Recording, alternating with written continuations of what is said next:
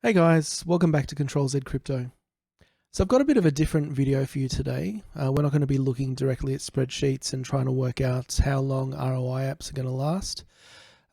Basically, I was having a look at Matrix today. I was having a look at this new token that came out of Matic Staker, essentially as a promise to people who lost money to try and, I guess, compensate them or perhaps hit them up for a second time, depending on your interpretation.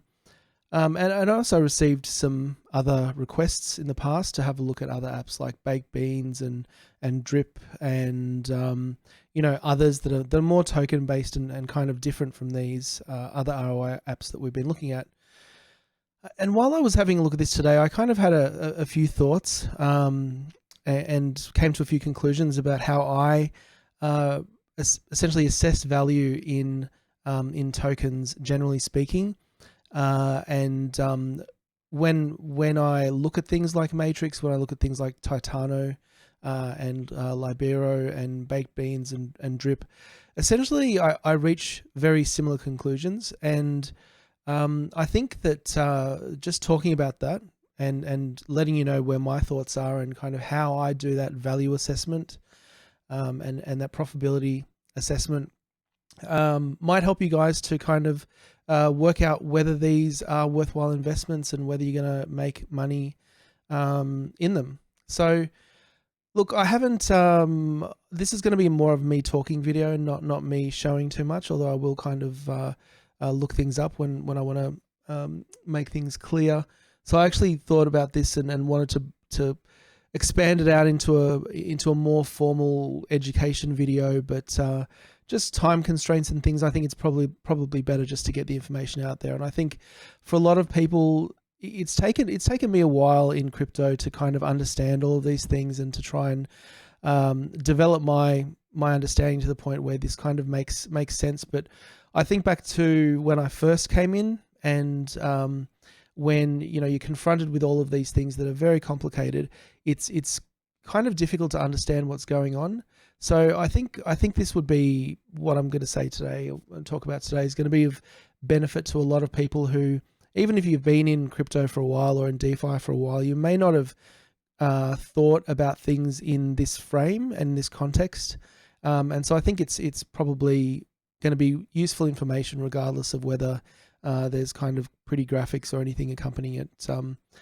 So look, with that said, if that sounds interesting to you, keep watching. And there's no links here. There's no referrals that I'm asking for. So this is just if you do find this if you do find this content valuable and useful, please just hit the like button and subscribe. That's all I ask. I'm trying to build this channel and with kind of informative and transparent kind of content, not just being a hype guy like a lot of people are.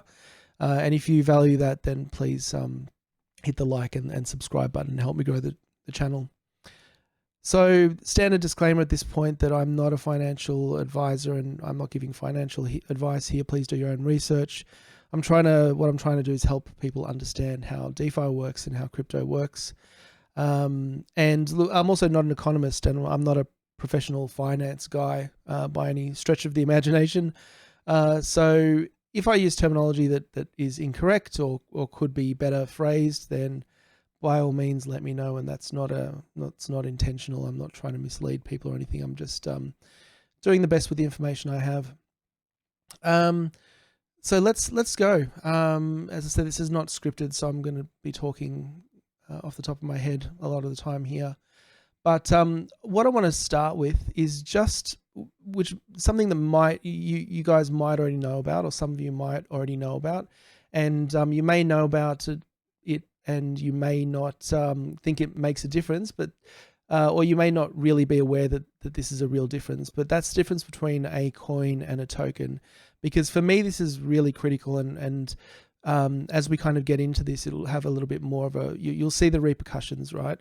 So if you kind of think, oh, well, what's a coin, what's a token? It's all pretty much the same thing. The actual definition, and let's look at coin market cap and just look at the top cryptos here. The definition of a coin is it's something that has it's the foundational currency of a blockchain. So Bitcoin is on the Bitcoin blockchain. That's the underlying currency. ETH is the underlying currency of the Ethereum blockchain. All transactions that happen on Ethereum use ETH basically as gas, and that's the underlying reward. That's basically the thing that keeps the system going. It's the way that consensus is achieved. It's the way that security is ensured. All of that stuff happens on ETH. So it's the same with BNB. It's the same with Terra Luna, with Luna on the Terra chain.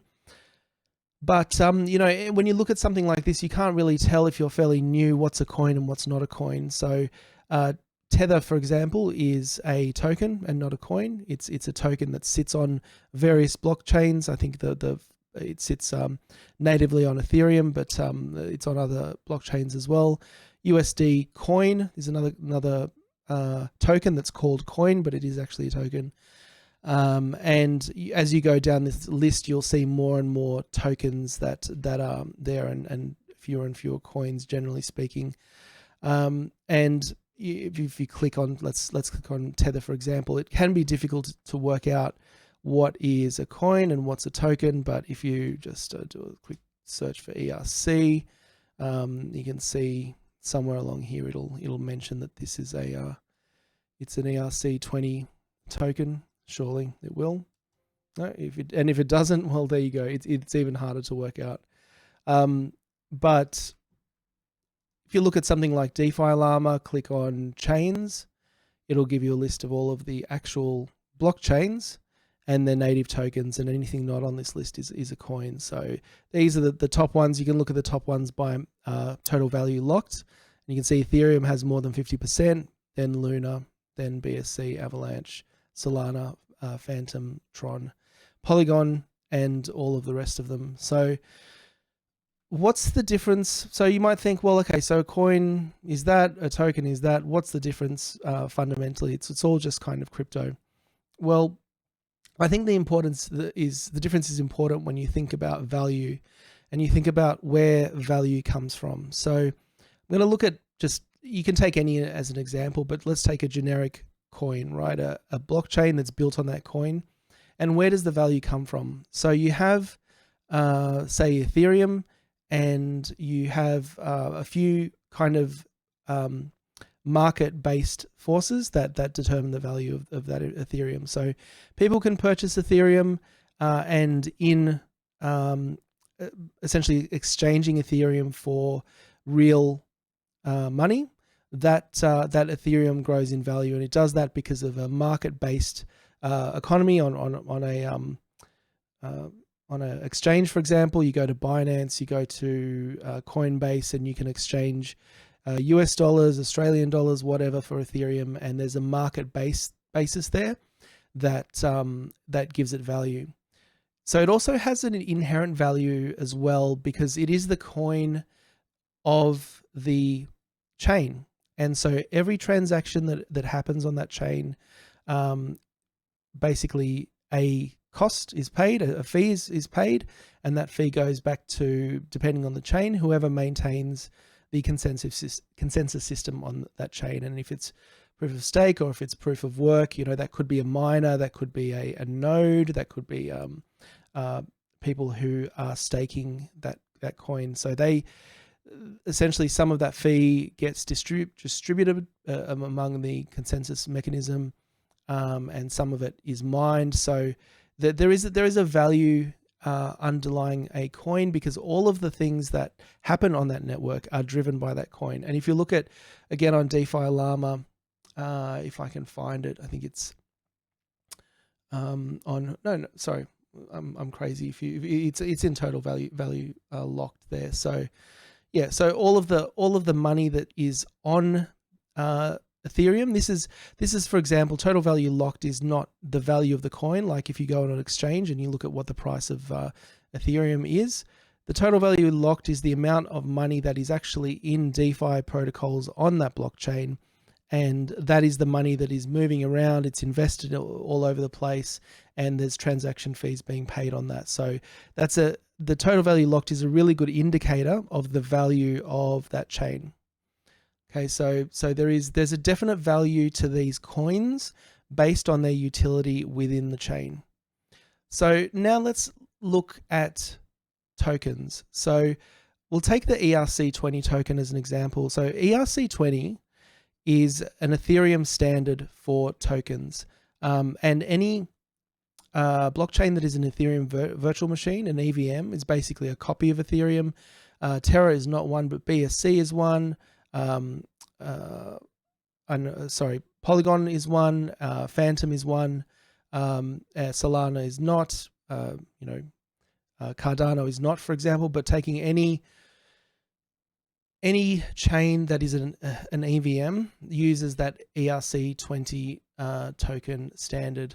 So what is an ERC20 token, right? And what kind of value does an ERC20 token have? Well, fundamentally, let's take a quick look. What is an ERC20 token and how do you create it?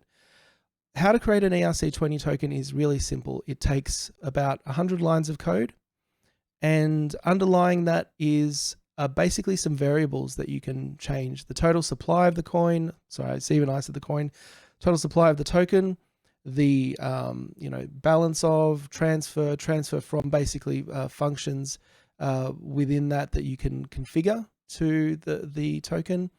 And you can change its name, you can have the decimal value, and there's some parameters for that token that you can tweak.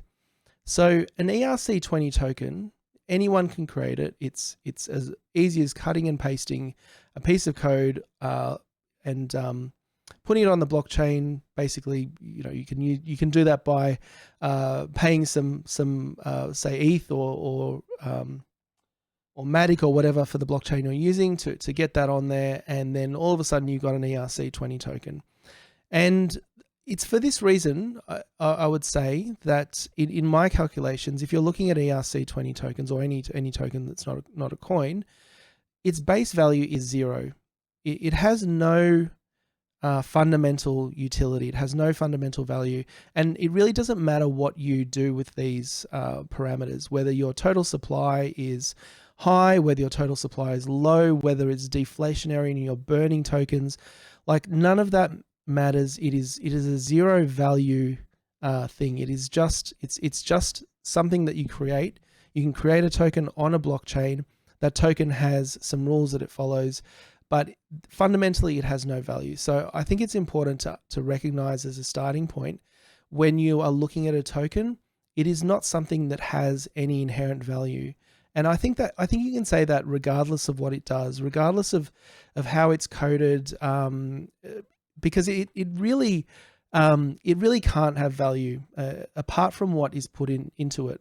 And I think there's a couple of exceptions that I want to call out, and they're not really exceptions. They're just special cases. So one of them are stable coins. So stable coins like Tether, USD Tether, and like USDC and BUSD. So these are all tokens that are redeemable or exchangeable for an equal value in fiat currency. So that's where their underlying value comes from, and they're pegged because of arbitrage, allowing that peg to stay 1-to-1. They're pegged to the value of a real world currency. So that's where they get their value, and they have value because of that ability to exchange them for real coins, or real money, I should say, to mix up the terminology. The other class of tokens that has value is basically the class of wrapped tokens, so wrapped coins. So if you see something which is kind of wrapped Ether sitting on Polygon, or wrapped Bitcoin sitting on Ethereum, for the same reason that has value, and that reason is that is when somebody creates a wrapped coin on another blockchain, they do that by locking up an equivalent amount of that underlying asset. So if you're creating wrapped Ethereum on Polygon, the way to do that via a contract is that contract will hold that Ethereum and then give you in return some wrapped Ethereum, and then it will also exchange that wrapped Ethereum back to a real Ethereum. So it's exactly the same thing as a stable coin token. You're exchanging a real something with value for a token, and then you can exchange that token back for the thing of value, and that's where it gets its value. So I think to put it simply, that those are the only types of ERC20 tokens or any kind of tokens that have some sort of real inherent value in and of themselves, right? So these other tokens that you see when you look at things like DRIP, baked beans, matrix, whatever it is, then let's dig a level deeper, because these have a value. Like if you, I shouldn't say have value, they have a price.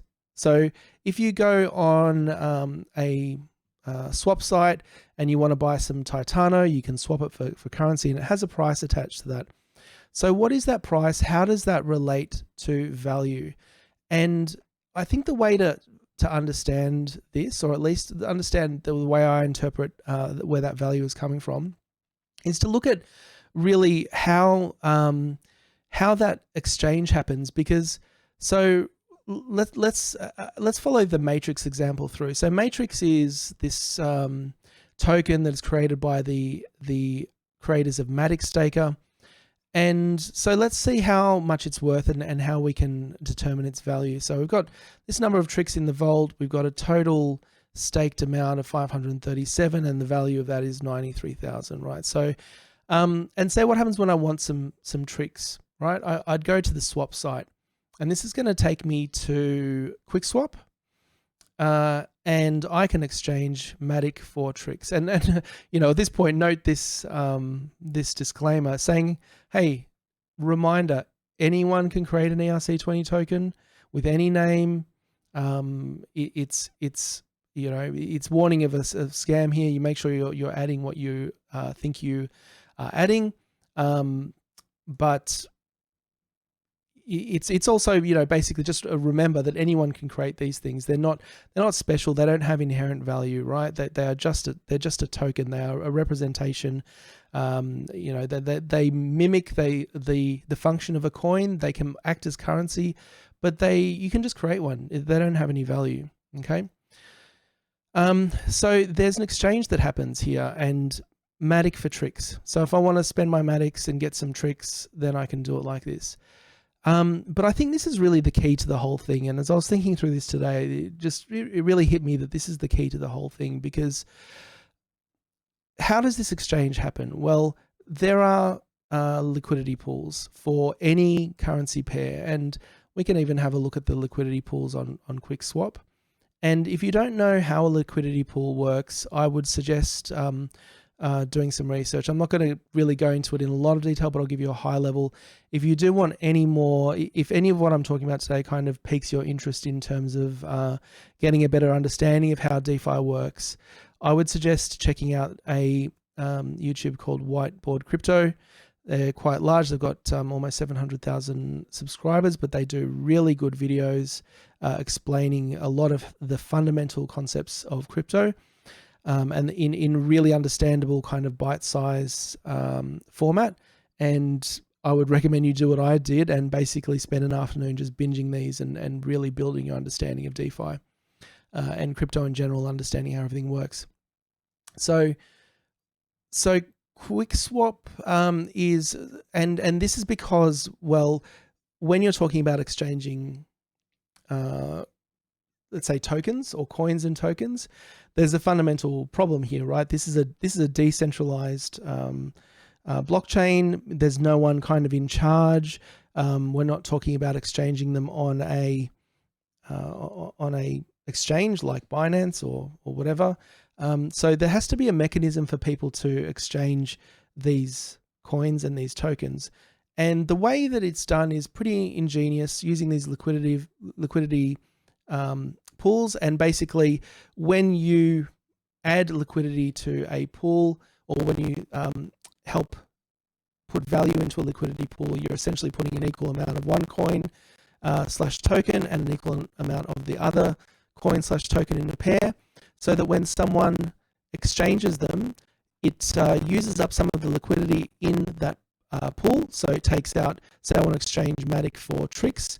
Well, whoever has a stake in that liquidity pool, will give you Trixx and will take your Matic, and correspondingly the price of Trixx will get adjusted up, and the price of Matic gets adjusted down based on some algorithm and some calculation that is held there. So when you a few important things that come out of that, because when you're talking about a coin like Trixx, so Trixx is not on any exchanges. This is really the only on-ramp for Trixx is this liquidity pool. And you can find this liquidity pool somewhere on QuickSwap. It's there. If you search, you can find basically that there is a pool. In fact, I might just pause the recording and see if I can find it.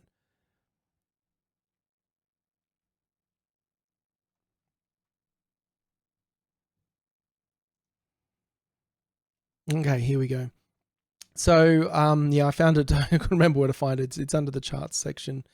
So if you have a look and search for Trixx, you can see a pair here, which is essentially what is driving this, which is the wrapped matrix to Trixx. And when so basically, if people have money in this pair in this pool, basically how it works is you pay an equal amount of wrapped matics, an equal amount of Trixx, and you get a fee based on I'm having trouble with my words today. You get a fee based on the transaction. So you get a transaction fee paid to you for being in this liquidity pool. I'm just going to start calling them LPs for simplicity. But what I realized is when you think about it, the liquidity pool here is actually the only source of value. So again, you've got a token. It's a token that anyone can create. There's no inherent value in the token. The only place the value is created initially is in the liquidity pool. So you're putting in an amount of wrapped matrix and amount of Trixx.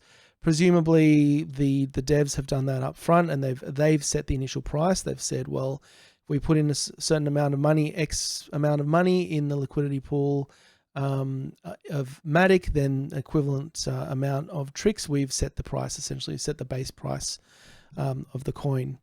So that's where the money comes from. The money is, the value sits in the liquidity pool.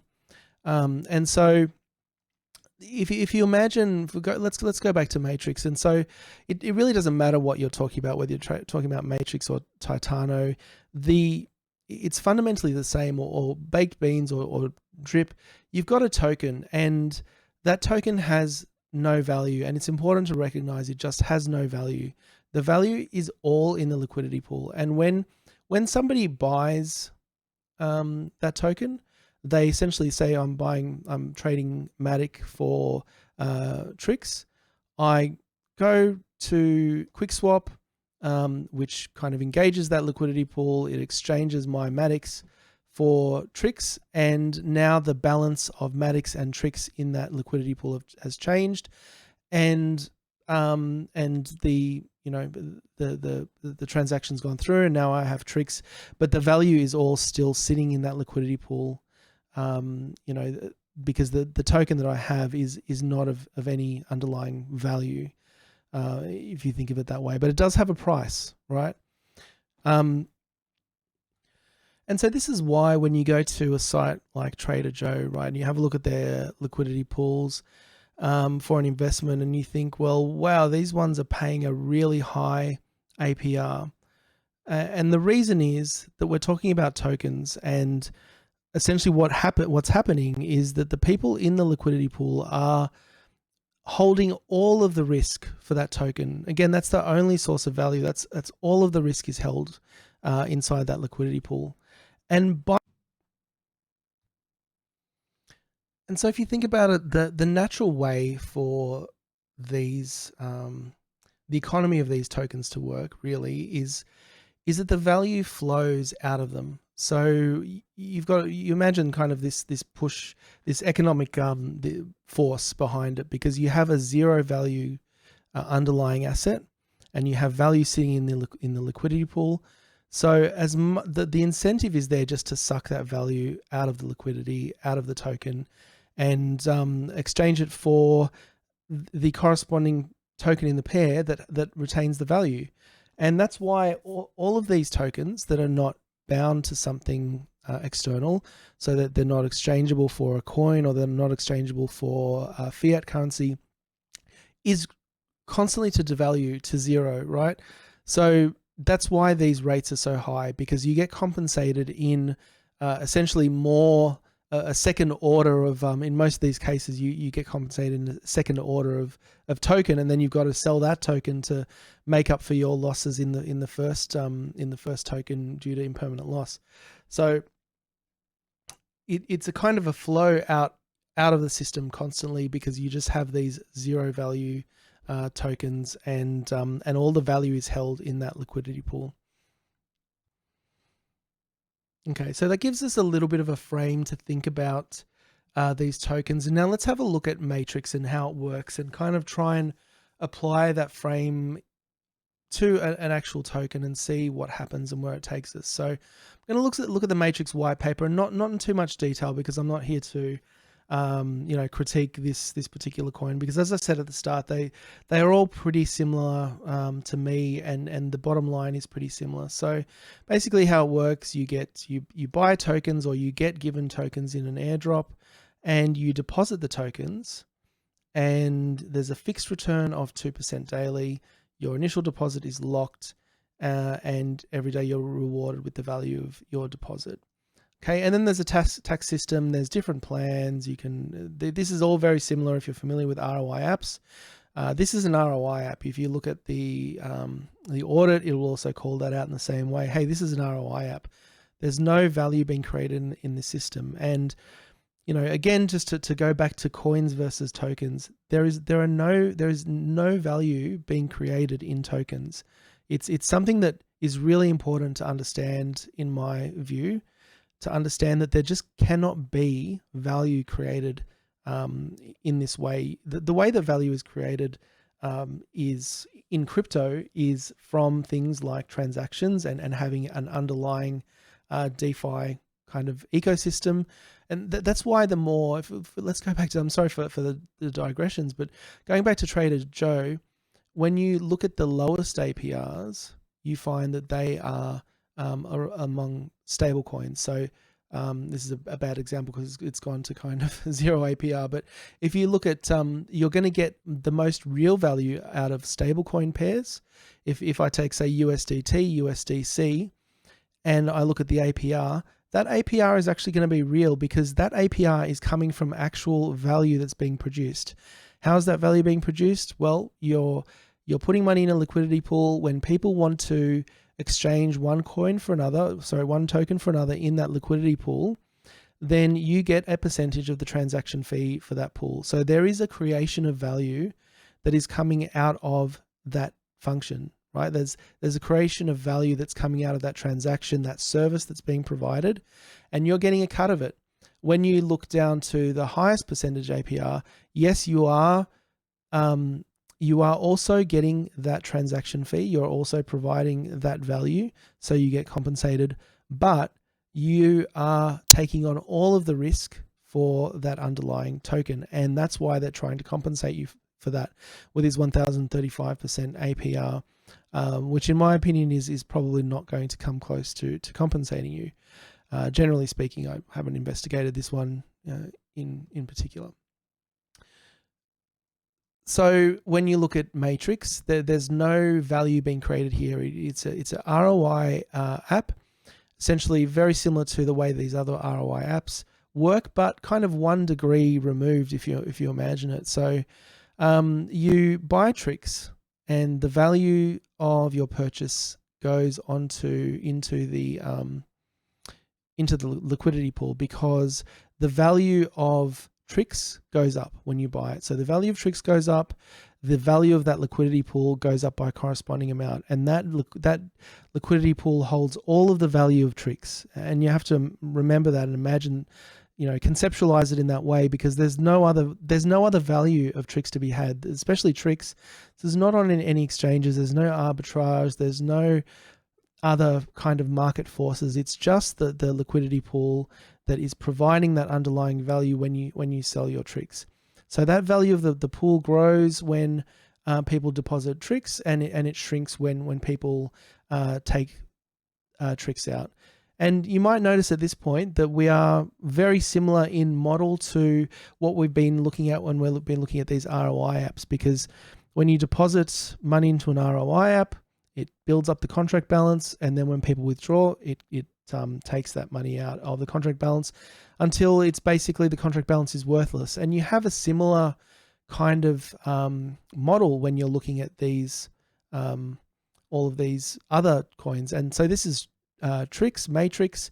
You can look at Titano, you can look at Libero, and they all work the same way. There is no other value being created. They're essentially, it's the same ROI model, but with all of these layers of complexity onto them. And what these layers of complexity do, number one, is confuse the fact. So confuse the fact, obfuscate really what they do, and kind of confuse people into believing that, hey, there's something here, like there's some kind of growth in value of my money in this app. There's some way that my investment is growing, because in the same way as an ROI app that we've been looking at, like like Matic Staker, in the same way as the contract balance goes up, it keeps going up.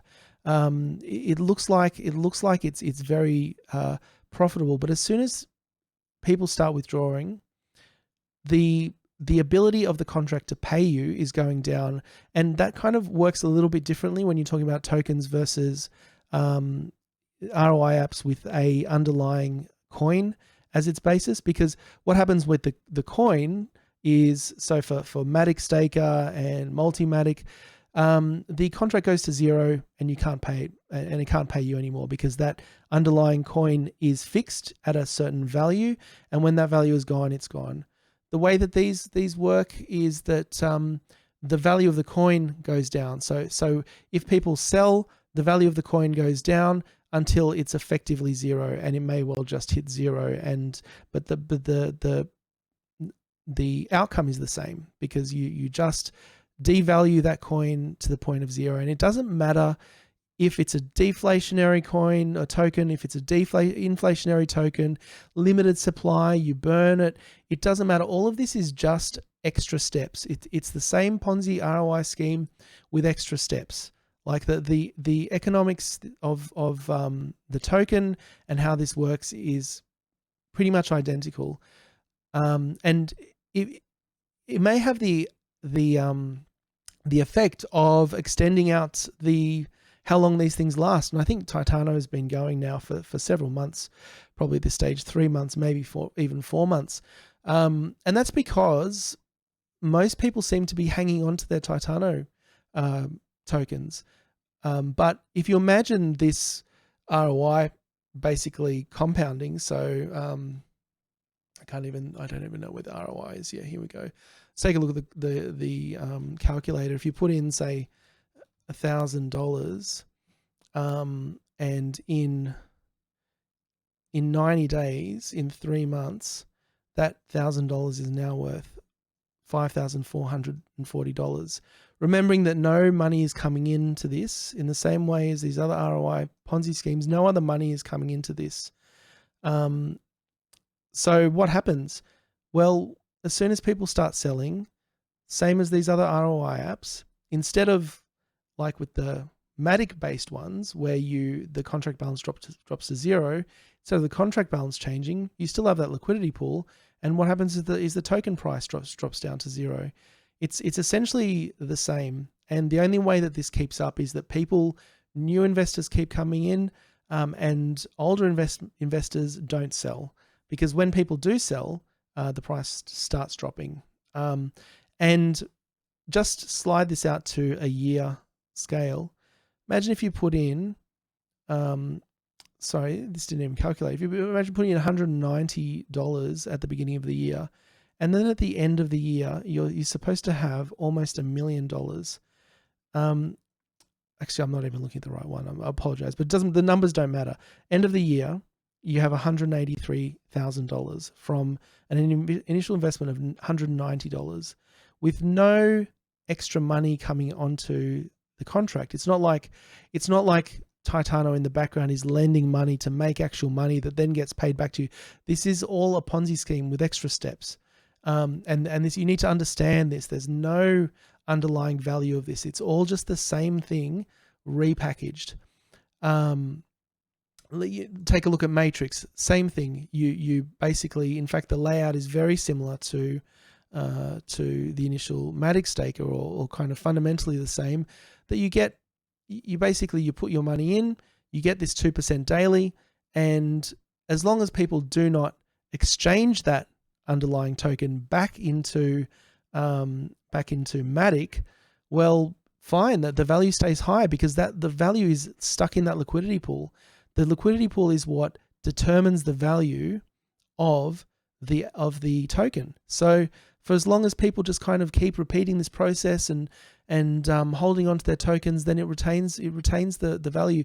Once people start selling, it keeps going down. It keeps going down to zero. So whether you're talking about Matrix, whether you're talking about Titano, whether you're talking about I haven't looked into baked beans. I had a quick look, and it seems like the same thing. You're talking about beans tokens. Anything that involves these tokens, worthless tokens, they will always go down to zero. That all the value in the token is in the liquidity pool that transfers the value into the token. They're not creating anything. It's essentially, you can think of it as the same ROI app Ponzi scheme, but instead of having a contract balance, you have a liquidity pool that holds the balance. So yeah, really that's the takeaway here. So whenever you're evaluating this, ask yourself, what am I buying here? What is a bean? And what is whatever the thing was for drip? What's a drip? What's a what's a Trixx token? These don't have any inherent value. So that's not to say, similarly to these other ROI apps that we've been looking at with underlying coin assets, that you can't make money, because there are people who've made a lot of money from Titano, and there are a lot of people presumably, maybe, I don't know, that might make money from Trixx. So Titano, people got in early, and then the price went up because there were a lot of buyers, lots of buying into Titano that kept the price afloat. And those people are making a lot of money in their API. They're making a lot of money in just holding their money, maybe taking it out day to day, which is keeping the price pretty much static. But if they were to sell, and there is always the risk that the longer they hold, people after them are going to sell and just take the price and remove any amount that they've made, because this is just fundamentally doesn't make sense long term. If you have, imagine can you actually see here what is the total amount staked in? So total market cap of 208 million in Titano. Let's use their own calculator and go, hey, what if I were to buy, I'm just going to, for ease here, $208 million worth of Titano, right?